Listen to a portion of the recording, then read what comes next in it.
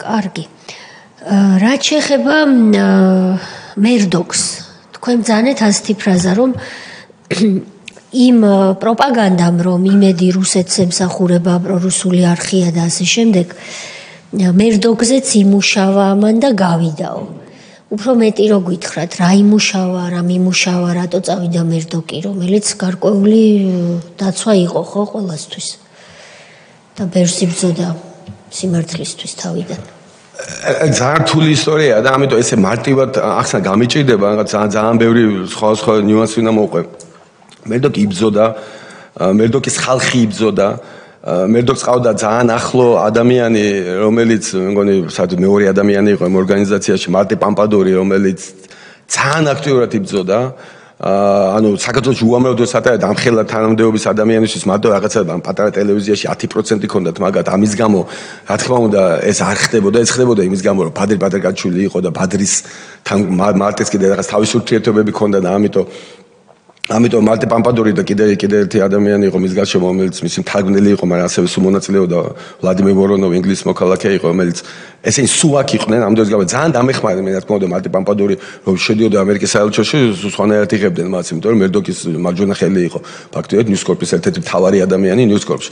მაგრამ ესე დისპროპორციულად დროს იმედზე ატარებდა მარტე პამპადორი, მე ესე მგონია, ცოცხალია ხა სხვა შეიძლება ძალიან საკუთარ მოხუცია, მაგრამ ცოცხალია. მე ესე მგონია იმიტომ ატარებდა რომ ბადრისთან ქონდა კიდე მას რაღაც განსაკუთრებული ურთიერთობები, რომელიც ახლა მე ჩემი იმიდან ვიცი კიდე, იმიტომ რომ მე მევმართავდი მთელ ბადრის საქმეებს და ამიტომ ამ ხალხთან ყველასთან ურთიერთობა მქონდა და ყველას რაღაც თავის პრეტენზიები ჰქონდათ ბადრის სიკვდილის მერე რაღაცა. ამიტომ მე მგონია რომ მარტე პამპადორი მხოლოდ ნიუზკორპის გამო არ გვიცავდა ესე თავდადებით და რაღაც ამბავში ეს მერდოქს არ ესიამოდა. ყოველ შემთხვევაში ეს გამოიყენა მერდოკმა გასასვლელად, მაგრამ მერდოკი სულ გვეუბნებოდა რომ მე თქვენ ვერ წარმოიდგენთ მე ამხელა ამდენი რა ქვია პრობლემებია იმედის გამო რომ მაქვს, кайხანა არის გამო რომ მქონია და მაგაზე ახსენა რომ წარმოიდგინე რომ რაღაც ბოლო რაღაც ცოტა ხნის განმავლობაში ორჯერ ველაპარაკე კონდოლიზა რაისო მაშინ იყო ეს რა ქვია სახელმწიფო დეპარტამენტის თავმჯდომარე მდივანი თუ რა ქვია ხო და ამიტომ რაღაც ამბავში ხელში ხონდა ამოსული მე ესე მგონია მერდოქს ისედაც მთელი ეს რაღაცა პატარა საქართველოს საიდანაც კაპიკი არ შედიოდა და საერთოდ რუქაძე სად იყო შეიძლება ძლივს ეპოვა და მე კიდე ამას კიდე დაემატა რომ მისი მარჯვენა ხელი რაღაც იმდენად ყურებამდე იყო ჩაფლული ამ თემებში რომ რაღაც ამაში ბოლოში მაგანი მოქმედა უფრო მაგრამ ამ ყველაფრის გამო ნიუზკორპმა გადაწყვიტა გასულიყო იმედიდან 2008 წელს. ის გულისხმობთ მარჯვენა ხელში. აი ეს მარტი პამპადორი რომელიც იყო ბოლომდე ძალიან გვეხმარებოდა ამ ამბებში და როგორც კი ბეროთო მეტად გვეხმარებოდა ვიდრე ნიუზკორპის ადამიანი ჩვეულებრივი დაგვეხმარებოდა, იმიტომ რომ ბადრისთან ქონდა მას კიდე თავის დამოუკიდებელი ურთიერთობები. გასაგებია. აი ეს ადამიანი ვინც 2007 წლის 7 ნოემბერს დარბევა რომ მოხდა იჯდა უცხოელი გადასცემდა იმედი მე მახსოვს მაშინ თორცდები ამერიკელი იყო რომელიც იმედმა გადასცა 7 ნოემბერს ასეთი კადრი რომელიც არასდროს არ ამოდის ჩემი გონებიდან არ ბევენ ხალხს აქ 7 ნოემბერს და იმედი გადასცემს თან დარბევის კადრებს ეკრანზე ჩანს და თან რა ხდება მის სტუდიაში და ჩანს ეს უცხოელი გარკვეული ასაკის ადამიანი რომელიც თან უყურებს ამ დარბევის კადრებს ეს იმედზე გავიდა ლაივში და ამბობს NATO has gone now ანუ ნატოში ამის მერე არავინ აღარ მიგიღებთო ვინ იყო ეს უცხოელი საინტერესოა ეს ხომ არ იყო ის ვინც მერე ჩუმად ფოტოებს იღებდა მე არ ვიცი ვინ იყო ეს უცხოელი ერთ-ერთი ადამიანი ვიზეთ შემიძლია ვიფიქრო იქ საერთოდ უცხოელი იქნებოდა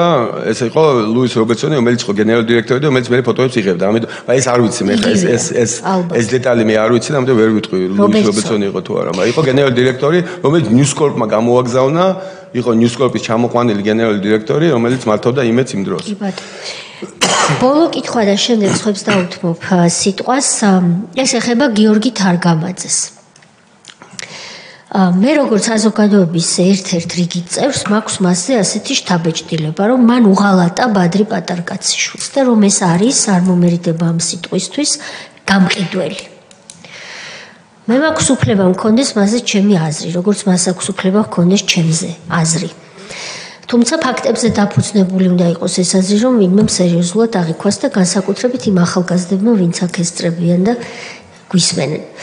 ესე იგი, სრული ნდობით აღჭურვილი ადამიანი მე ასე ვიცი და იმედის მუდმივი მაყურებელი ვიყავ მე სტრასბურგიდან და იმედი მაესტრო პროექტი საკანი ნომერი 5 პრესაჯი ITV-ი და აი ეს მედია საშუალებები არიან ისინი ვინც მე შემიძლია თამამად თქვა იმ საქმეებთან ერთად რომელიც ჩემს მაგიდაზე იყრიდა თავს სტრასბურგის სასამართლოში და პატიმრების საჩივრებმა წაგვლეკა რომ გვაუპატიურებენ, გვცემენ, გვირტყამენ და შემდეგ უკვე გირგვლიანის საქმე შემოვიდა განსახილველად. აი ეს ყველაფერი იყო ის რაც მე ერთი რიგითი ახალგაზრდა გადავდექი და ჩამოვედი საქართველოში და გადავწყვიტე რომ ნუ პატარა, მაგრამ ბრძოლა მეც გამეწია სააკაშვილის წინააღმდეგ. ამ იმედის ესე ვთქვათ ერთგულ მაყურებლად ყოფნის დროს მე შემექმნა განცდა რომ მას ძალიან ენდობოდა ბადრი პატარკაციშვილი გიორგი თარგამაძეს და შემდეგ ერთ მშვენიერ დღეს ამას არ ჭირდებოდა ბევრი რაღაცის ცოდნა ორი წიგნი თუ ქონდა წაკითხული და ლოგიკური აზროვნება შეგეძლო მიხვდებოდი რომ გიორგი თარგამაძემ გაყიდა ბადრი პატარკაციშვილი და ამის სანაცვლოდ მას მიცეს ფული და ჩამოაყალიბებინეს ფსევდო-ოპოზიციური პარტია ქრისტიან დემოკრატები. მე რა თქმა უნდა ამის უარყოფასთან დადასტურებას თქვენ არ გთხოვთ, მაგრამ გამოვიყენე შესაძლებლობა ჩემი აზრი მეთქვა, იმიტომ რომ ვერავის ვერ აგვიკრძალავენ, იმიტომ რომ ესად მოდაშია ახლა რომ აგიკრძალონ შენი აზრი არ გქონდეს. თქვენ ახსენეთ ასეთი რამ, რომ თუ რამე მოკლა ბადრი, მოკლა ამან. კერძოდ რა იგულისხმეთ და იგულისხმეთ არ ვიცი თქვენი ტყვით რა იგულისხმეთ, მაგრამ ფაქტი რა თქვით რომ თქვენ სახურავზე, იმიტომ რომ ისმინებოდა ყველაფერი, ერთ საღამოს აბძანდით და სატელიტური ტელეფონით, რომელიც სულ რამდენიმე ადამიანს ჰქონდა მაშინ თბილისში, დაელაპარაკეთ ლონდონში ბადრი პატარკაციშვილს და მან გითხრათ, ბატონო ირაკლი, მიბძანდით თუ შეიძლება და გიორგი თარგამაძეს კითხეთ. მე რაც გავუგზავნე, იგულისხმებოდა მისი და ერეკლე კოდუას საუბრის ჩანაწერი, რომელიც ბადრი პატარკაციშვილმა, როგორც ვიცით, თვითონ გააკეთა, გავუგზავნე და რატო არ უშვებს იმედზე. ეს თქვენი სიტყვებია. თქვენ წაბძანდით და მეორე დილით ბატონ გიორგის ეს კითხეთ. ბატონმა გიორგიმ დაიწყო, როგორც მე ვეძახი ხოლმე, ჭმუჭმა.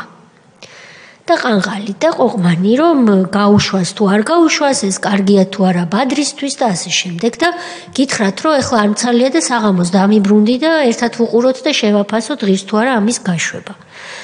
თქვენ მებრძანეთ რომ ეს საღამო მომენტი საღამოსი არც დადგა, იმიტომ რომ ამასობაში რუსთავი 2-ზე გავიდა ეს ჩანაწერი უკვე დაჭრილი და ბადრის სიტყვები გადაადგილებული გადმოადგილებული. მე არ ვიცოდი მაშინ დაჭრილი იყოს, მე გავიგე თქვენ, მე ისე მოგწონს. ხო, გასაგებია, ყოველ შემთხვევაში ეს არის უკვე წლების შემდეგ, რასაც ჩვენ უკვე ფაქტებზე დაფუძნებულად ვადგენთ და რეალურად ეს ჩანაწერი იმის მაგივრად რომ გასულიყო იმედზე, იმ ფორმით, რა ფორმითაც გამოგზავნილი იქნა ლონდონიდან პატარკაციშვილის მიერ გიორგი თარგამაძისთვის მოხდა რუსთავი 2-ის ეთერში, ეს ის რუსთავი 2-ია, რომელსაც სრულად აკონტროლებდა სააკაშვილი. აი ამ ეპიზოდზე მეტი რო გითხრათ თუ იცით რამე, როგორ შეიძლებოდა ის რაც ერთმა კაცმა მისთვის სანდოკაც გაუგზავნა, აღმოჩენილიყო რუსთავი 2-ის, ანუ სააკაშვილის ხელში. ხომ არ იცით ამის შესახებ თქვენ ცოტა მეტი. და ვის ქონდა წვდომა ამ მასალაზე გიორგი თარგამაძის გარდა? მე ბევრი რაღაცა ვიცი ამაზე, მაგრამ შევეცდები რომ რაღაცა ამის მობილიზაცია გავაკეთო უბრალოდ. ბევრი რაღაცა ვიცი ბადრისგან, ბევრი რაღაცა ვიცი უბრალოდ მე სხვა ხალხისგან, იმიტომ რომ მე მაშინ არ მიშვებდნენ, ვერ გავდიოდი ამ დროის განმავლობაში მე საქართველოსდან. ამიტომ ხა შევეცდები რომ რაღაცნაირად აღვიდგინო. რუსთავი გიორგი თარგამაძე ახსნა როგორ მოხდა რუსთავი 2-ის ხელში ეს ჩანაწერი იყო რომ ღია კოდი ჩამომიგდესო, ანუ რაღაცა სატელიტიდან შეიძლება ტექნიკურად ამერიოს როგორ გაუკეთეს, მაგრამ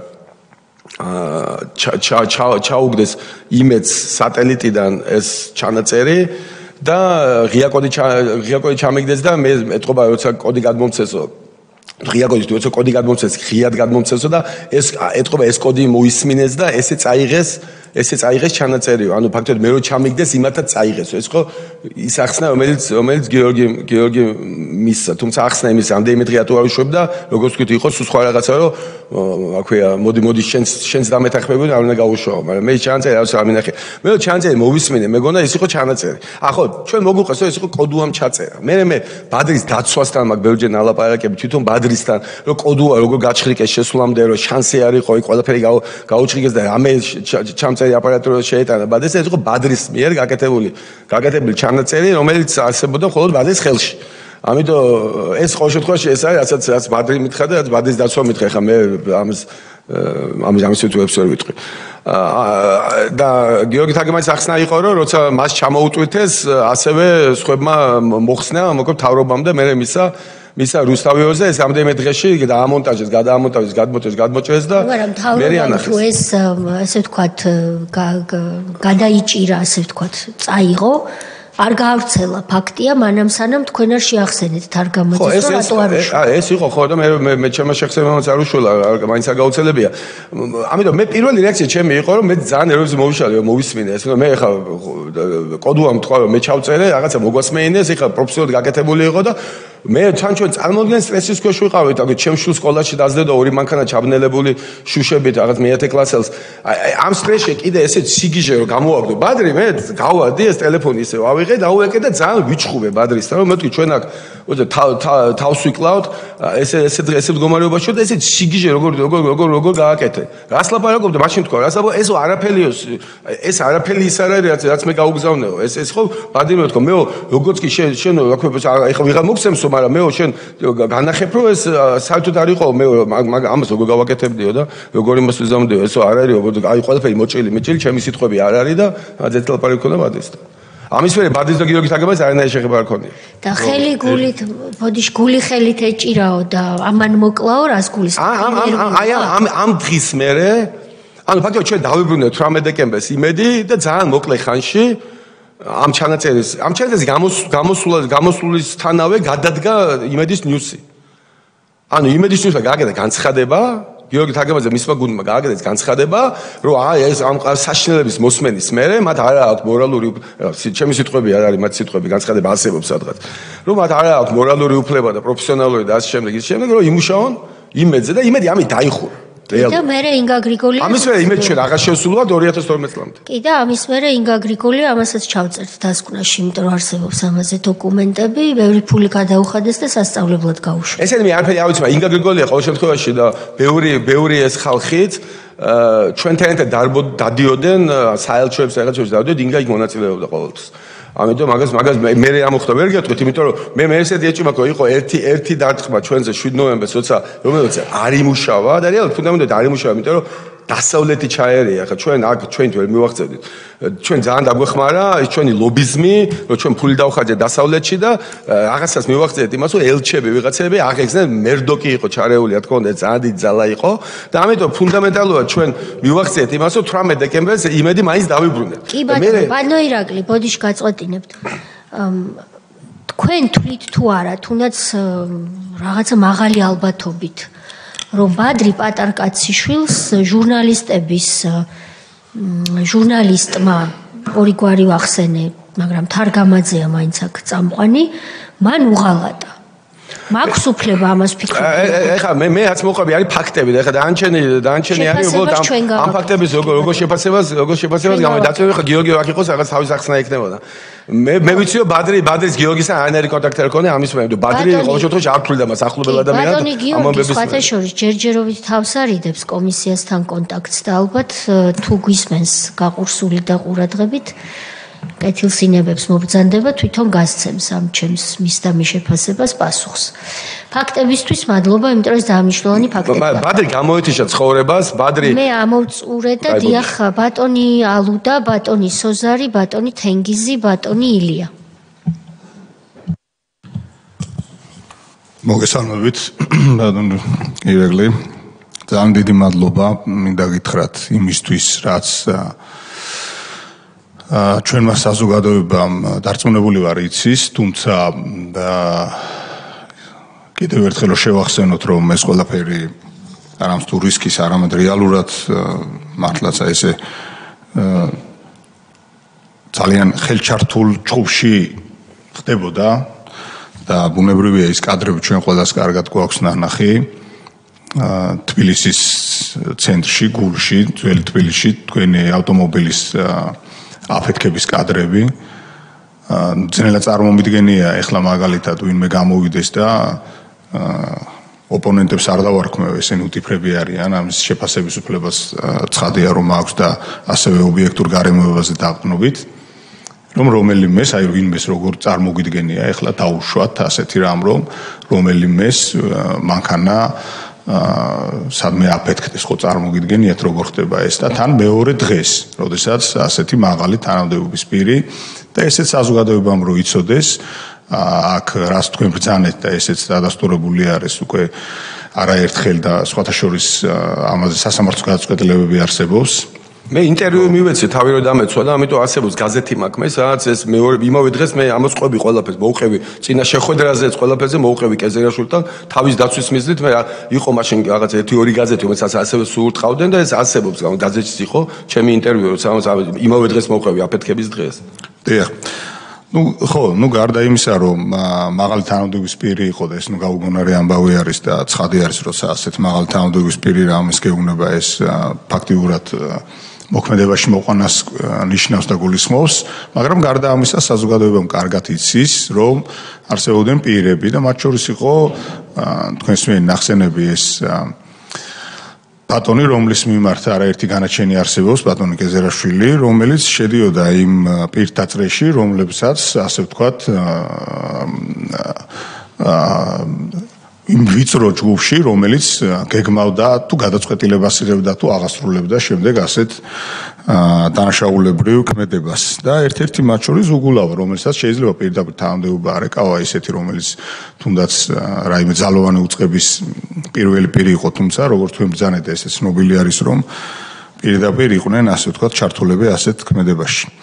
ამიტომ ეს ძალიან მნიშვნელოვანი არის და ყველა ის ქმედება, რომელიც ასევე თქვენ ახსენეთ, არის პირები, რომლებიც შეიძლება არ ვიცოდეთ, არ იცოდეს საზოგადოებამ და ყველაზე მთავარი ქმედება, რომელიც მზის შუქზე გამოტანაც ან არ მომხდარა, თუმცა ეს ყველაფერი ღმერთმა იცის და ბუნებრივია, რომ ეს უკვე ჩვენმა ქვეყანამ იცის, რომ ჩვენ აქ ვხედვართ და ეს ახალგაზრდები, რომლებიც ამ ყველაფერს უსმენენ და გაუგონარ ფაქტებს, თქვენ ალბათ ადევნებთ თვალყურს ის სისასტიკე, რომლებსაც აი თქვენ ადგილზე რო აიჯდნენ ადამიანები, რომლებსაც შვილები მოუკლეს, ოჯახები დაუნგრიეს და გაუბედურეს იმ გარეწრებმა. ესეთ კითხვა მექნება. აი ბატონი უგულავა რომ მოვიდა თქვენთან და იმეთთან დაკავშირებით მოლაპარაკება რომ გაიმართა დაბრუნებასთან დაკავშირებით. თქვენ მაღალი დონის მენეჯმენტის გამოცდილება გაქვს და კარგად იცით რომ თუ რეალურად ფლობელი არ ხარ, რეალური ფლობელი და არა ფაქტობრივი, ანუ ფიქტიური ფლობელი, ანუ დეიურე ფლობელი, გადაწყვეტილებას იღებს ის, ვინც რეალ ფლობელი არის, ხო ასეა. მიშას დაველაპარაკებიო ბრძანა უგულავამ და წავიდა როგორც ჩანს და დაელაპარაკა რამდენჯერმე მით უმეტეს ანუ მოლაპარაკებაში გადაწყვეტილებასთან დაკავშირებით ჩვენ შეგვიძლია პირდაპირ ვთქვათ რომ იყო მიხეილ სააკაშვილი ჩართული ანუ გადაწყვეტილების მიღებაში და ის ვინც საბუთზე იყო მისი დეიურე მესაკუთრე ის საერთოდ არც გინახავთ არც მოლაპარაკებაში ჩართულა არც გადაწყვეტილება მეუღია ასეა ბატონო ირაკლი ხოლო ნახეთ გადმოფორმების პროცესში როცა უკვე ყველაფერზე მოლაპარაკებული ყავით ფასზეც კი $1 თუ $1 თუ აღარ მახსოვს გადმოვიფორმეთ უკან ამხელა ტელევიზია ხოლო მოვიდა და ხელი მოაწერა რაღაც დოკუმენტი ანუ ჩვენ თავმად შეგვიძლია ვთქვათ და თქვენი ასე ვთქვათ პასუხის მიუთითებს იმაზე რომ პირდაპირ იმედზე გადაწყვეტილებას იღებდა ანუ იმედი იყო პირდაპირ სააკაშვილის განკარგვის ქვეშ მე ვისედავ ფაქტები არის ისო მე თქვენ თვითონ გიგი გულავა მოვიდა გიგი გულავა სამოსლოდ მე მივედი და გიგი თხოვე შევხვდეთ თქო და ამოვიდა ინა გუდავაძის სახლში არა მაგას გულისხმობთ თქვენთან რომ მე მოვიდა მოლაპარაკებაზე ხო და მე რა თქმა უნდა რატომ მივედი გიგი გულავასთან და არ მივედი გიორგი აველაძესთან იმიტომ მე ტვინში მქონდა რომ ამ კაცს მიესწრება ფლობელთან და ბევრად უფრო კარგად ვიდრე გიორგი აველაძეს მიესწრება ფლობელ გიორგი აველაძე ჩამეთვალა ფლობელად იმას დაველაპარაკებოდი და სხვა ლაპარაკებოდი მე რა თქმა უნდა არ თვლიდი იმ მომენტში რომ გიორგი აველაძე არის რეალური დე ფაქტო მფლობელი. ამიტომ გიგი გულავას უთხრა ეგეფეს გამოვიდეს, თუმცა შანს მაშინ მე ძალიან პატარას ვაძლევდი, ალბათ უფრო მეც ვიდრე ინა საერთოდ არ გამოვიდოდა და წამოვიდნენ ლაპარაკზე, იმიტომ რომ იმედი შენახო უჭირდათ, როგორც ჩანს, ესეც ჩემი ვარაუდია, არ ვიცი, მაგრამ მიშა ანდრო სააკაშვილი ის არის პრეზიდენტია ჯერ კიდე. პრეზიდენტია სააკაშვილი, ოღონდ არჩევნები აქვს წაგებული და გიგი გულავამ პირდაპირ კია უთქვია, რომ მე ხა ვერ გეტყვი სააკაშვილთან მართლა ეგებ წავიდა და არ ველაძეს ელაპარაკა, მაგრამ მე ამას არ უშო. პირდაპირ თქვა რომ მე სააკაშვილთან წავალ და რამდენჯერმე ეს არ იყო ერთი წასვლა.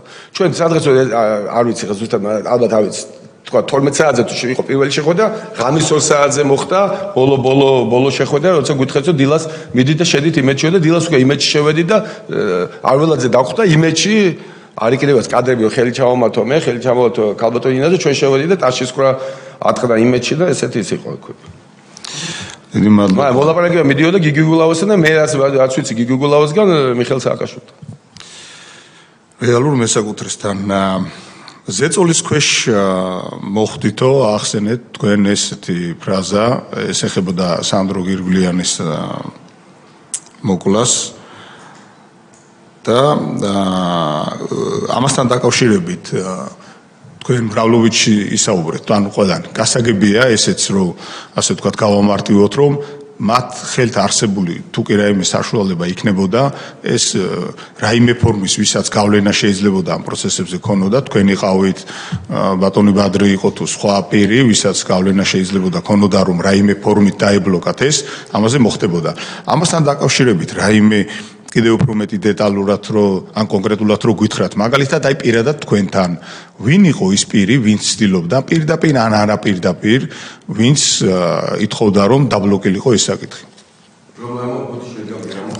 სანდრო გირგვლიანის აი ეს კამერების ჩანაცვლები რაც მაგალითად მისმა სახლის კამერებმა დააფიქსირა და მოხდა თქვენს ხელს რისი პირველად რისი შეჯახებაც მოხდა ანუ ასე ვთქვათ მათთან ამ რეჟიმთან აი ეს დაბლოკვა რომ არ გასულიყო იმედზე ეს ყველაფერი იმ პირები იყვნენ ხო ვინ იყვნენ ხო ამაზე მეგონი ვილაპარაკე უკვე თუ არ ცდები ეს კითხვა ქალბატონ თეამ დამისვა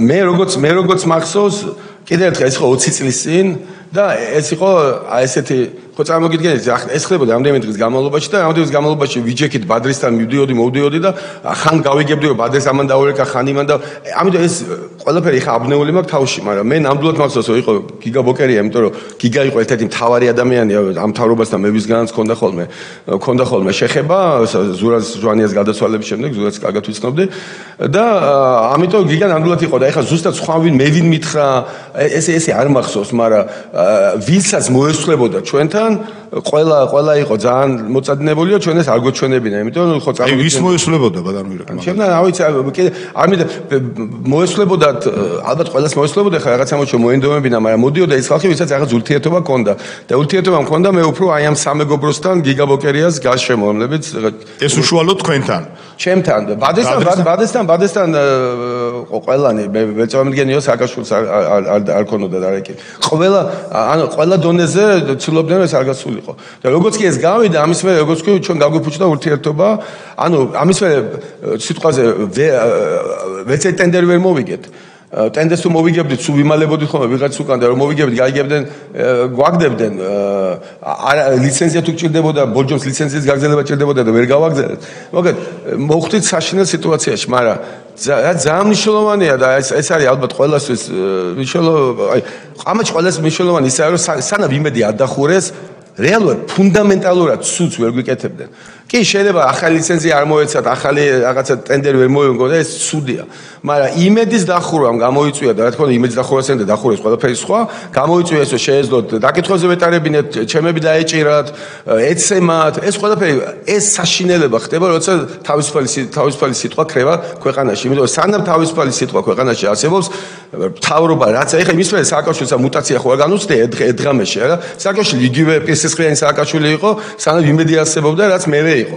მაგრამ იმედის არსებობის დროს მან ვერ შეძლო და ვერ ახერხებდა იმას, რომ რაღაცა ცუდი გააკეთებინა. ამიტომ არის მე მიმაჩნია ჩვენი ქვეყნის ერთ-ერთი აბსოლუტურად მთავარი მიღწევა დღეს რო ჩვენ გვაქვს ესეთი მედია თავისუფლება. ეს მედია თავისუფლება, რომელიც ბოლო-ბოლო იქნება ბოლო დამცველი ბიზნესებისაც, იმისაც რომ რაღაცა კანონი უაზროდ არ მოხდეს გამოყენება გამჭვირვალობის კანონზე, რომ რეებს როგორ გვაშინებდნენ, როგორ გამოიყენებდნენ თავობა. მე სულ მეუბნებოდი ელჩებთან შეხვედრები როცა იყო მედიის, რომ შანსი არ არის, სანამ ჩვენთან დამოკლებული მედია არსებობს, არ არსებობს, რომ ეს კანონი მოხდეს ამის გამოყენება, რასაც ეხა აგესმით, იმიტომ დაუჯდებოდნენ ელჩებს და უნებოდნენ, რომ რა ქვია, აჩენდებადო ყველას დაგხურავენ და ეს ყველაფერი. და ეს ჩემ მაგალითად ვიცი, როგორც კი ჩვენ იმედი დაგუხურეს, მეორე დღიდან ჩვენი ცხოვრება შეიცვალა და მეორე დღიდან გვიჭერდნენ, გვცემდნენ, აქტივებს გვართმევდნენ და სულ სხვა რაღაცაში გადავედი. იმიტომ რომ გაშუქება აღარ შეიძლებოდა ამ რაღაცეების. და ეს გაშუქება მათ აშინებდა. ეს იყო ძალიან მნიშვნელოვანი რაღაცა.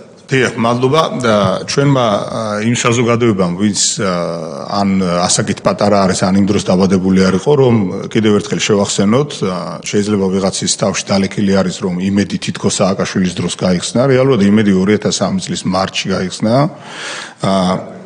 დიახ, ვიდრე სააკაშვილის რეჟიმი მოვიდოდა, ანუ პირდაპირ თქვათ, რომ მოასწრო ბატონმა ბადრემ იმედის დაარსება, დაფუძნება და პრაქტიკულად რამოდენიმე თვეში მალევე აკრიფა, ასე ვთქვათ, და ფორმაში იყო უკვე, როდესაც უკვე სააკაშვილი შევიდა იმ ტოტალური რეჟიმის თქმობაში.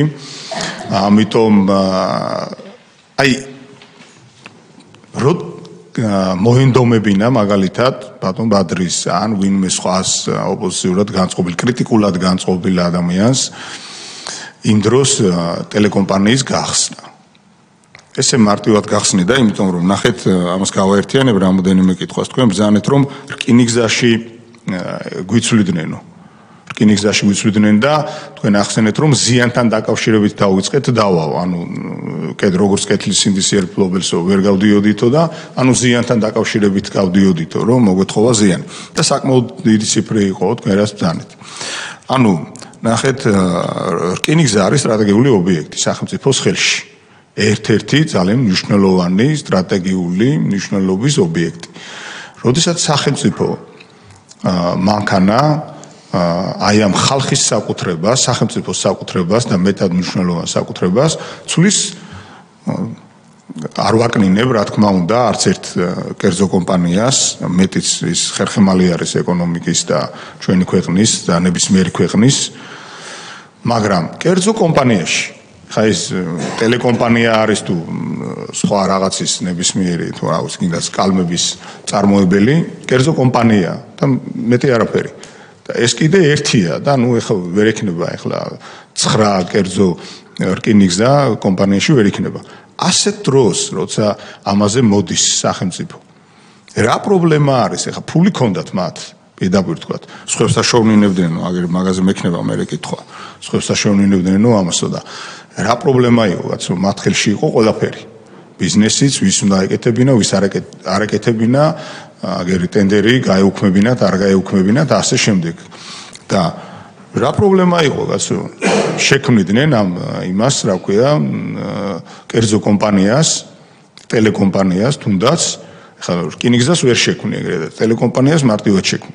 ანუ მე მინდა ეს სიმძიმის ცენტრი გადმოვიტანოთ იქითკენ, რომ რას წარმოადგენდა იმედი ისეთს, რომ მისი ასე ვთქვათ, კომერციული ღირებულება ნაკლები არის აქ. ხა თქვენ თვითონაც ვთქვით, რომ იმ ტელეკამერებს თუ სხვა და შტატივი იქნება თუ სხვა, რომელიც შეიძლება რომ ტელეკომპანიას გააჩნდეს და კი ბატონო ეს ღირებულია, თუნდაც სტუდია და ასე შემდეგ, ესეც გვესმის, მაგრამ მისი ეკონომიკური ღირებულება ციფრში რომ მაგალითად რომელიმე დიდი ოთხეული შემოვიყვანოთ გნებავთ და შევაფასებინოთ იმ დროს ან ამ დროს თუ ნებისმიერ დროს, რა თქმა უნდა რომ ის იქნება რა ციფრი დაიდება, მაგრამ მისი ბიზნესი ღირებულება და ამ დროს უკვე ყველაზე მთავარი.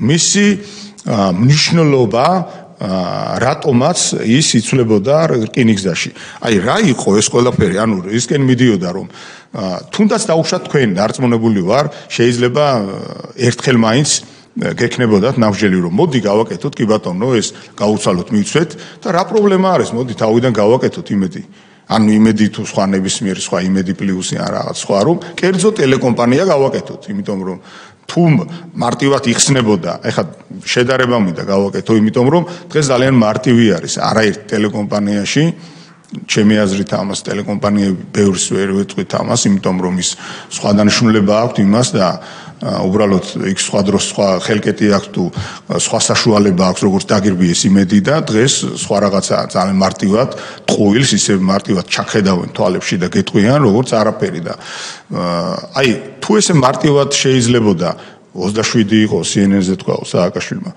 იმ დროს თუ ვიღაცა ეუბნებოდა რომ დემოკრატიის შუქურა არისო სიტყვა დემოკრატია და იქვე რომ არ ახსენო დამოუკიდებელი მედია ქვეყანაში იქ დემოკრატიაზე საუბარი რა თქმა უნდა აბსოლუტურად ზედმეტი არის ხომ მარტივად თუ იხსნებოდა აი თქვენ დარწმუნებული ვარ რომ მარეგულირებელი კომისიის როლი რომელიც მნიშვნელოვანი იყო იმ დროს ეს ყველაფერი რომ გითხრათ და უთხრათ საზოგადოებას ძალიან ძელი კითხვა. პასუხი აგზელი.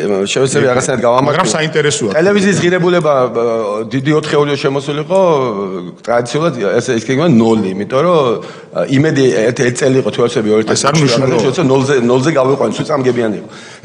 ეს ერთ-ერთი დიდი პრობლემაა საქართველოს ტელევიზიის, ყველა ტელევიზია წამგებიანია და ეს ქმნის თავისთავად ტელევიზიის არსებობის მხოლოდ ერთ მიზანს, პოლიტიკას მომსახურებს, რაც არის პრობლემა დიდი. ანუ 0 წამგებიანი კომპანია ყველაზე კაი წელი იყო 0, დანარჩენი მინუსი იყო. რუსთავი ორი წამგებიანი, ყველანი წამგებიანი. იცვლება რკინიგზა. ძალიან მნიშვნელოვანია, აქამდე არ უნდა გამოგჩეთ, რომ რაღაც მომენტში ხა შეიძლება მე დრო არ მახსოვს, მე არ მეხებოდა ესე რუსთავი ორიც წაართვეს ფლობელს. ანუ რუსთავი ორის ფლობელი, რომელიც უზარმაზარი როლი შეასრულა სააკაშვილის გაპრეზიდენტებაში, ну, ყოველ შემთხვევაში რუსთავი ორი ძალიან აქტიურად მონაწილეობდა ამ ყველაფერში, იმ კაცსაც წაართვეს, იმასაც არ ენდენ. ბოლომდე სხვა შორის ეროსკის მაიშვილი ჩართული იყო მაესტრო შექმნაში რაღაც მომენტში და რაღაც პოზიტიური როლი თამაში მე იქნებოდა და აერია სიტუაცია. მაგრამ რუსთავი ორი წაართვეს, ანუ იმ დროისთვის მას სააკაშვილი როცა იხდიდა სახელმწიფო აქტივს, თუ აბსოლუტურად სწორი ხარ, კერძო ადამიანს, კერძო ტელევიზიაში აძლევდა სახელმწიფო აქტივს, იხდიდა აბსოლუტურ ძალაუფლებაში. ანუ იმედი იყო ბოლო ჩაიკეტა ყველა ბოლო აგური მის გზაზე აბსოლუტურ ძალაუფლებამდე და ამაში იხდიდა იმ აქტივს ანუ აბსოლუტურ ძალაუფლება ნიშნავს რომ სახელმწიფო ზღვარი გეშლება ჩემია შენია ვისია და სახელმწიფო აქტივია თუ ვისი აქტივია და ფაქტობრივად სახელმწიფო აქტივს იხდიდა აბსოლუტურ ძალაუფლებას მე ესე უყურებ ყოველ შემთხვევაში და ამიტომ იხდიდა აქტივს რომელიც მე იძახდა მილიარდი ღირსო და რაღაცა უკვე მოლაპარაკებებში ვიყავი მაგათთან თვითონ მილიარდად აფასებდნენ იმ აქტს ანუ მილიარდს იხდიდა იმეჩი რომელსაც 0-ზე მეტი არის საინტერესო რომ საზოგადოებამ 0-ზე მეტი არ დაუწერე არასდროს. ეს ამას იხდიდა, რა თქმა უნდა, ეს მგონია ყოველ შემთხვევაში. აბსოლუტურ ღირებულებაში ჩვენ მოგცემდნენ თუ არა ახალი ტელევიზიის გაკეთებებს არ მოგცემდნენ, იმიტომ იმედია მათ ხელში იქნებოდათ მე ლიცენზიას არ მოგცემდნენ და რა უნდა გავაკეთებინა ტენდერებს ვიგებდით იმედიანად და იმას არ გვაძლევდნენ და ვერაფერს ვერ ვაკეთებდით და ახლა ლიცენზიას ვინ მოგცემდა ჩვენ თუ ვიღაცა გვისმენს უნდა დააფასოთ ის ფაქტი რომ ჩვენ ცხოვრობთ განსაკუთრებულ ქვეყანაში დღეს სადაც არ გჭირდება ლიცენზია ტელემაუწყებლობის დაწყებისთვის ეს არის წარმოუდგენელი ფუფუნება რაც ამ ქვეყნის მოსახლეობას გვაქვს რომ ჩვენ შეგვიძლია დავიწყოთ უნდა შევატყობინოთ თუ არსები 7 დღე თუ 10 დღე და სამ დავიწყებთ ქვია მაუწყებლობა მე დავიწყოთ მაუწყებლობა ანუ არ უნდა დაველოდოთ რომ მიპასუხოთ რომ დაიწყოთ თუ რაღაცა დეციმეტრული რაღაცა ამჭირდება და სიხშირე ამჭირდება ეს გვარამიამ რომ ერთ თვეში გახსნა ტელევიზია მაგას ვიდახე გინდა ინტერნეტ ტელევიზია გინდა საკაბელო ტელევიზია თქვენ არ გჭირდებათ ლიცენზია ეს არის წარმოუდგენელი ქვეყანა აი წარმოუდგენლად ღია ეს გვაქვს და ეს არის ერთ-ერთი თავარი მიღწევა მე თუ მკითხავთ ქართული ოცნებისაც და ამ ქვეყნისაც რომ ეს გვაქვს ამას უამრავი სხვა ბედნიერება მოყვება ის რომ ბიზნესია დაცული და ის რომ კანონი კანონობს და ის რომ დღეს სასამართლო 20 წელში არ ხდება მთავარი პრობლემების გამოწვევების იგივე ინდიას კვლევა რო აიღო 20 წელში არ ხდება გამოწვევების სასამართლო რატო იმიტომ რომ თავისუფალ მედიის პირობებში ან სასამართლოს ვერ მოტეხავ ისე რომ რაც აკაშუნა გააკეთა არ გაზნებს საშუალებას თავისუფალი მედია ოპოზიციური მედია ყავს სხვა რაღაცები გვაქვს ეს არის წარმოუდგენელი მიღწევა ჩვენ ქვეყნის რომელიც გვაქვს კბილები დასაცავი და ამის ბოლომდე დანგრევაში იხდიდა ის კაცი ქვია რკინიგზას დიახ აი ძალიან საინტერესო იყო და ალბათ ვფიქრობ რომ ძალიან მნიშვნელოვანი ეს არის ყველაზე ასე ვთქვათ ღირებული ყოველ შემთხვევაში მე ასე ვფიქრობ და ალბათ არ ვწდები ამაში აი ამ ყველაფრის ასე ვთქვათ ჩაკეტვაში რომ საბოლოოდ ეს ყველაფერი მოეთეხა და ხელში ჩაიგდო, ვერავინ არაფერს ვერ გაიგებდა და ამ დროს არ უნდა დაგვაუგზდეს რომ იმ დროს ესე იგი სოციალური მედია და ასე შემდეგ ეს ყველაფერი ფაქტიურად ტოტალურ კონტროლში რომ არავის არაფერი არ გაეგო დიდად არც აინტერესებდათ რომ სიმართლე რომ გითხრათ ხა თუ ვინმე ამას გაიგებდა მაგრამ ნუ ყოველ შემთხვევაში იმას რომ დღეს რომ ბიზნესმენს წარმატებულ ადამიანს დაიმუქრები რომ აი ამას თუ არ გააკეთებ შენ ნახავ ამის შედეგებს ძალიან მალე და ვერც მოითქმენს რომ რაღაცა პერიოდი გავიდეს და მეორე დღეს რომ თავდაცვის მინისტრი ამას რეალურად მოქმედებაში მოგიყვანს საზოგადოება ამ ყველაფერს ვერ გაიგებდა უფრო გაადვილდებოდა ანუ მეორე დღეს კი არ იქნებოდა შეიძლება იმ საათებშივე ყოფილიყო და უფრო მალევე ყოფილიყო ეს ყველაფერი ვინმე იყო ვინც დაუშვათ როგორ გახსოვთ იმ დროს ვინც აი ხელს უშლიდა ამ ყველაფერში აი დღეს მაგალითად თქვენ გვარამეა ახსენეთ გვარამეა მაშინ იყო ძალიან მაღალი თანამდებობის პირი და ისიც კარგად გვახსოვს როგორი ასე ვთქვათ შეკერილი საპნის ბუშტებით გამოდიოდა და საზოგადოებას რებს ეუნებოდა ხო რომ ასე არის ისე ძალიან მარტივი ეს კლიშეების მიკერება და რასაც აკეთებდა ვინმე იყო გახსოვთ აი ვინც ან თუნდაც მარეგულირებელი კომისია შეიძლება რიტორიკულად ჟღერდეს ჩემი კითხვა მაგრამ ესეც რომ სრული სურათისთვის და ანალიზისთვის ჩვენ დაგვჭირდება ბუნებრივია ვინმე იყო ვინც წინააღმდეგობას უწევდა ვინმე ეუბნებოდა რომ ეს უბრალოდ არ შეიძლება ეს არის გამორიცხული ვინმე გახსენდებათ თავრობიდან დიახ თავრობიდან მაგალითად ადამიანი ეთიკაც მახსენდება მათ ეგრეთ შეიძლება ვიღაცები იყო და მე არ ვიცი ეთიკაც მახსენდება მომენტში კახა ბენდუკიძე რომელმაც კინიგზის გასვლაზე ატეხა ერთი ამბავი და ღიადაც გამოვიდა და ღიად გადაუდგა სააკაშვილს რომ არ შეიძლება ამის გაკეთება როცა პრივატიზაცია გააკეთეს კინიგზის ბენდუკიძე დაწუნებულია იცოდა რატომაც გააკეთეს სხვა მეც ვიცოდი მაგრამ დანარჩენ საქართველოს რამოდენიმე ადამიანს გადა არ იცოდა რატო რაღაც ინგლისურ პატარა კომპანიას უცებ გადასცეს კინიგზა რეალურად პრივატიზაცია დაასრულეს მე გარიგება აღარ დამთავრდა და კახა ბენდუკიძე ამაზე ღიად გამოვიდა და თქვა რომ ეს არის ცუდი და ესეთი რაღაცები არ უნდა ხდებოდეს არ უთქვია ისო იმეჩი რატო სულითო მაგრამ აქვე ამას რატო აკეთებდა პრივატიზაციას რატო აკეთებდო ესეთი რაღაცა თქვა ყოველ შემთხვევაში ეს ერთი რაც მომდის თავში მეტი არაფერი ხო ვინ გაბედავდა მაგის ეხლა ჩემთვის პირადად აბსოლუტურად გასაგები არის რო გისმენდით რომ და ალბათ ფიქრობ რომ ჩვენ ძენი საზოგადოების აბსოლუტურ უმრავლესობისთვისაც რატომ არიან ეს ხალხი ზოგადად გამჭვირვალობის წინააღმდეგი გამჭვირვალობის არაფერი სხვა იმიტომ რომ ნებისმიერ შემთხვევაში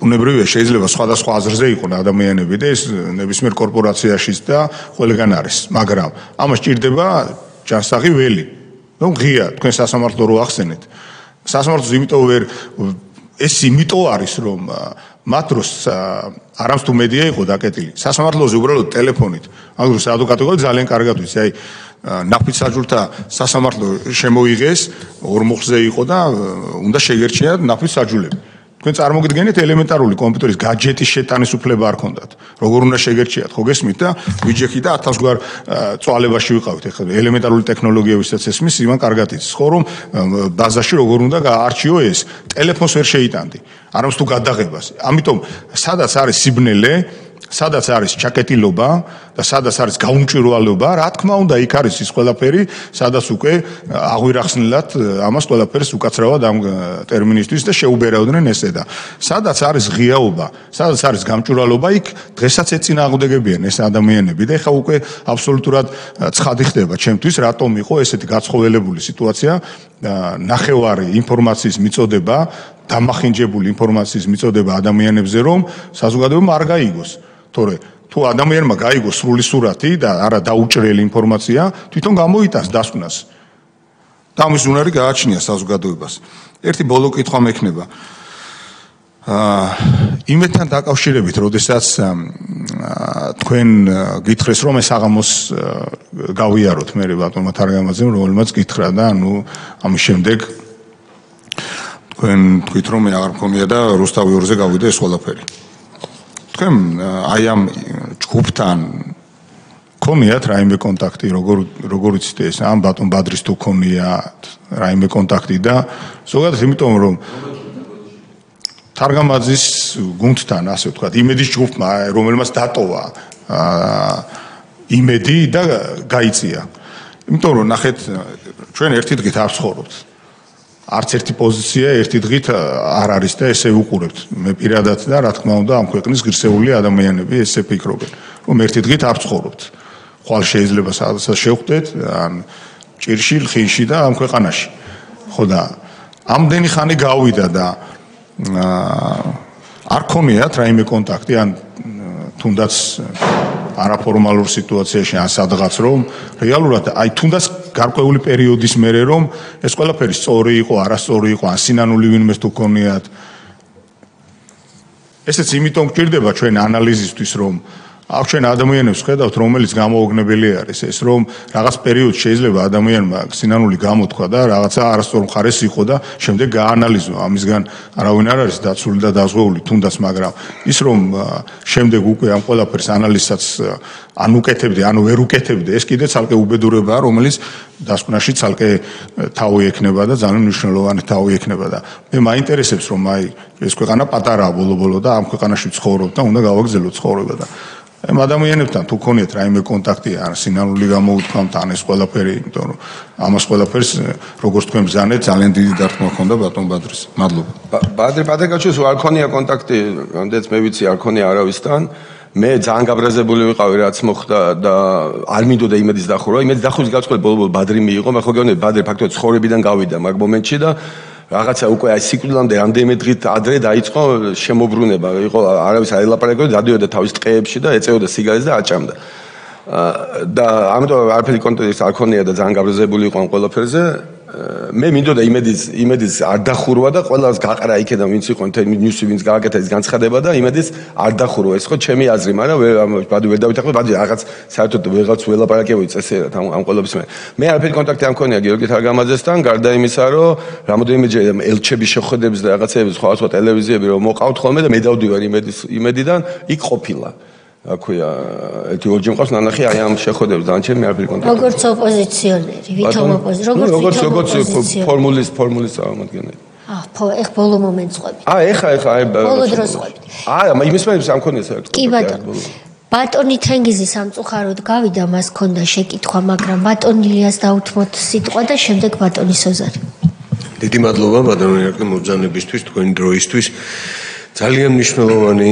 ინფორმაცია მოვისმინეთ და კიდე რამდენი რამე ვერ მოვისმინეთ შეიძლება დროის გამო მაგრამ ეს პერიოდი ჩვენი ქვეყნისთვის იყო უმნიშვნელოვანესი პერიოდი მე კი დამიგროვდა ბევრი კითხვები მაგრამ ერთი ჩემი პოზიცია და ხედვა მინდა გაგიზიაროთ თქვენ ამ ყველაფერს მოსმენის შემდეგ ფაქტი ის არის რომ ამ ისტორიიდან კიდევ ერთხელ ძალიან მკაფიოდ ჩანს როგორ ერეოდა ყველა საქმეში და გავლენიანად ელეოდა უცხო ქვეყნის წარმომადგენლები. ამ ისტორიის მოსმენის შემდეგ ძალიან მკაფიოდ ჩანს ის, რომ როგორც მართველი პარტია, როგორც ბიზნესი დასწრებაზე იყო, ვის ეყოლებოდა უცხო ქვეყნის პარტნიორი, უცხო ქვეყნის გავლენას ქვეშ მოყოლილი ადამიანი, რომ მაქსიმალურად დაესწრო და ეს ჭიდაობა მიდიოდა ფაქტიურად. როდესაც ესეთი რაღაცა ხდება და ესეთ გავლენების ეწირება ქვეყნის ინტერესები, ძალიან ძნელია იქ პასუხისმგებლობა აიღოს როგორც ბიზნესმა, ასე მმართველმა, ქვეყნის მმართველმა და ის ყოველთვის მოხვდება იმ წნეხის ქვეშ, იმ ინტერესების გამტარებლად, რომელიც ამ ქვეყნის ინტერესებს არ ექვემდებარა, არ ემსახურება. მე იმედი მაქვს, რომ ეს ყველაფერი ძალიან ბევრი ადამიანი შეეწირა ცხოვრებით, ძალიან ბევრი გულდაწყვეტილი ადამიანი ახლა თქვენ მოყევით შეეწირა იმ ღალატს გვერდში მდგომი ადამიანებისა, როგორც ბატონი ბადრის ეწყინა ის საქციელი, რომელიც რამდენჯერმე ხაზი გაუშვით და ჩვენ ამაზე ბევრ დეტალებში შევედით. აი ეს მინდოდა მეთქვა, მე რაც დავინახე ამ რეალობიდან გამომდინარე, ფაქტიურად ამ ქვეყანაში ის ბიზნესი ვითარდებოდა, ვისაც ყავდა უცხოელი, ფარველი პარტნიორი და ასე შემდეგ. ერთი კითხვა მაქვს, ეს დავამთავრე ამ ყველაფერთან მიმართებაში და ერთი კითხვა მინდა დაგისვათ. თქვენ გქონდათ თუ არა გავლენა გიორგი თარგამაძეზე, როდესაც ის მუშაობდა, აი თქვენ გექვემდებარებოდათ ის რამეში? თუ აბსოლუტურად დამოუკიდებლობა ჰქონდა ბატონ ბადრისგან მას? ესე აქვეა მე სხვა იმედის ფლობელი დღეს, მაგრამ იმედს უყურებ 1000 შეერთხელ და რაღაც ალბათ ყოველ დღე რაღაც იმედის რაღაც ინფორმაციას ვიღებ, მაგრამ ესე რომ ეხლა დავждე ტელევიზორთან იმედს უყურებ ძალიან შეიძლება ხდება. ბადრი იჯდა სულ იმედთან. აი ბადრი ელაპარაკებოდი ბორჯომზე რაღაც სხვა საქმეზე, ორი ტელევიზორი ქონდა და ერთზე რუსთავი ორი იყო ჩართული და მეორეზე იმედი უცებ გაგაჩერებდა, წავიდოდა იქ ახლოს მივიდოდა რაღაცა აიღებდა ტელეფონს, გიორგის დაურეკავდა რაღაცა ილაპარაკებდა. აი ესე იყო ჩართული აქვე ყოველდღიურად აქვე იმედის ხორებაში. ამიტომ გიორგი და ბადრის ქონდათ აბსოლუტურად პირდაპირი კონტაქტი და გიორგი იყო თულად სამართავი. რა თქმა უნდა მე ვცდილობდი გიორგი მემართავი და ფული მე უნდა მიმეცა ბოლო-ბოლო, მაგრამ მე გარბოდა ბადრისთან, იყოს კომიკური სიტუაცია, ბადრი ჩუმად აძლევდა ჩემგან თავის ფულს, ესეც თავის ფული იყო, მაგრამ ჩემგან ჩუმად კიდე სალკე ფულს აძლევდა, მე ვარ, აი ბოდიში. მე ვარ გამეგო და რაღაც ესეთი ხმა. გიორგი ამიტომ იყო საკმაოდ ძლევამოსილი ადამიანი. გიორგი არ იყო გენერალური დირექტორი, მაგრამ იყო გენერალური დირექტორის ბეროთფულ ძლიერი. თავისთავად არასწორია, რა თქმა უნდა, მაგრამ ესე იმართებოდა იმედი და ესე იყო. მეც არ ვიყავი, აქვე მეც ქონდა ძალა და ამიტომ ჩემი და გიორგის ჭიდილი იყო სულ. ანუ ეს ჭიდილი ხდებოდა ბადრის დონეზე. მე ბადრის უმტკიცებდი რაღაცას, ეს არის არასწორი, არ შეიძლება იქ ამის კეთება, რაღაცებს კეთება და ნელ-ნელა გადმომყავდა ნიუსკორპი ჩემ ხარეს. და ამიტომ რაღაც ამბავში მე ბედნიერი ვიყავი, თითქოს მოვილაპარაკეთ მე ბადრიმ და ნიუსკორპმა, რომ გიორგი სადაც უშვებდით სტაჟირებაზე სადღაც რაღაც ქვეყანაში, ნიუსკორპის რომელიღაც ოფისში, მაგრამ ფუნდამენტალურად უძლიერესი ადამიანი იყო იმ ამბავში, რომ ბადრისზე იქონდა პირდაპირ წვდომა და ბადრი იყო მისი უშუალო უფროსი. ამიტომ შეიძლება ვთქვა, რომ თავი იყო ჩემთვის გიორგი საერთოდ თუ იყო ამენაირად მართული. გასაგებია, მადლობა. ფაქტიურად ვერ მოასწარით თქვენ მისი კვალიფიკაციის ამაღლების. ვერ მოასწარეთ, ძალიან ცუდი იყო, ვერ მოასწარეთ, ძალიან ახლოს ვიყავით, მეც გონია რომ ცუდი იყო, ვერ მოასწარეთ კვალიფიკაციის გამაღლებას გაშვება, იმიტომ რომ მადლობა. ბატონი თენგიზი. მოგესალმებით. იმ ეპიზოდს მინდა დაუბრუნდე მთაწმინდის პარკის ჩამორთმევის. იქ როდესაც მივიდნენ სპეცდანიშნულების რაზმი, მერიის თანამშრომლებიც იყვნენ, როგორც თქვენ აღნიშნეთ და ეს უბრალო ძალიან დიდი ბოდიში უკაცრავა. უბრალოდ მათი საჯარო მოხელეების დონეზე მოხდა თუ ვინმე თანამდებობის პირები იყვნენ მერიიდან? არა, მისულები არ ვიცი ვინმე იყო თუ არა, მისული უბრალოდ მერიის წერილი, ეს ყველაფერი კიდე რაღაც ამბავში მოხდა. ეხლა მე ძალიან ვცდილობ რომ მოკლედ მოყვე, იმიტომ რომ ამაზე დაუმთავრებლად შეიძლება, მაგრამ ბევრი რაღაცა მერე დაგვაწიეს. ანუ მერე რატო შევარდა ის სპეცდანიშნულების მე სულ არ ვიცოდი, მაგრამ მერე დაგვაწიეს წერილი, სადაც ეწერა რომ თუ რაღაც ხონდა მოიფიქრებიან, თუ თურმე არ ქონდა გადახდილი რაღაცა ერთ-ერთი რაღაც არ მახსოვს 6 თვეს შევხედავ ვიხდიდი ჯიჯარის გადასახადს. რა თქმა უნდა გადახდილი ქონდა, წინსრებით ქონდა გადახდილი, მაგრამ სხვა ვერ მოიგონეს, მოგვაწიეს ეგეთი წერილი, რომელიც ხო მერის მოადგილის დაწერილი, აღარ მახსოვს რა იყო. იმ ადამიანს. მაგალითად, გენიალური ისტორია მოიგონეს იმედი როგორ დაარბიეთ. მე ხომ მოეგონებინათ თქვენ ვატყდა ერთი ამბავი და ესეც სწრაფად არ დამთავრდა, უნდა მოეგონებინათ როგორ დაარბიეთ, რატო დაარბიეს იმედი და მოიგონეს გენიალური ისტორია, რომ ვიღაცა პროკურატურის თანამშრომელი უყურებდა ტელევიზორს იმედს, იქ დაინახა დანაშაულის ნიშნები. წავიდა დაწერა რაპორტი, წავიდა თავის ზემდგომთან, ზემდგომა რაღაცა ცვლამის, ეხლა მე ესე არ მახსოვს ჩვენ გაწერილი ქონდა, ესე წამება დათვლილი. მე ეს აიღეს სასამართლოში მოსამართლემ დაუკმაყოფილა, მე ეს აიღეს იმაში აღსრულებაში სადაც ეს სპეცნაზი მდგებარებოდა. ეს ყველაფერი დაგეთვალა, იმიტომ რომ რეალურად იმ გამოცხადებიდან რაღაც 2 საათში იმედში შემოადნელი იყო. შეუძლებელი იყო ეს ყველაფერი მოხდარიყო. შეუძლებელი კი არა, საერთოდ აი სიგიჟე იყო, იმიტომ მე ამას ვიყენებდი ჩვენ სასამართლოში. მაგრამ მე აი ესე კრავდნენ რაღაცა თეთრი ძაფებით იმას ისტორიებს, რატო შემოვიდნენ, თორე რეალურად მაგათი იყო ქვეყანა და შემოვიდნენ. რა უნდა სტანდარტ ბანკში რა უნდათ? გიორგი ხადაგიძე ეხლა მოძღრავს და იმაზე ლაპარაკობს ეკონომიკის განვითარებაზე და იმის ბიზნესის თავისუფლებაზე და იმას მედია თავისუფლებაზე. გიორგი ხადაგიძე დამინიშნეს დროებით მმართველად სტანდარტ ბანკში. და ასაკეთე და დროებით მმართველი, რომელიც მართოს ბანკი. ურეკავდა ჩემ დეპოზიტებზე დეპოზიტები გაიტანეთო. იმიტომ რომ სხვანაირად ვერ ამტკიცებდი, რომ ცუდი ბანკი იყო და რატო შემოიყვანეს და უამრავი მაგალითია. გამოვიზრდა და თქვას ტყუილია და მოუყვან ხალხს, რომელიც იტყვის ვისაც დაურეკეს. ოკეი, და ასე რა გააკეთა? ყველაზე დიდი კონტრაქტი რაც ჰქონდა თელასთან აიღო და გაწყვიტა. ანუ ბანკის საწინააღმდეგოდ გაწყვიტა კონტრაქტი თელასთან. თქვას აბა გამოვიდეს და ირაკლი მოიტყვა და არ გამიწყვეტია. ის ხალხი ცოცხალია თელასის, ვისაც გააწყვეტინა კონტრაქტი. ამიტომ შემოუშვეს დროებითი მმართველი, რომელიც მე დააზიანა ბანკი.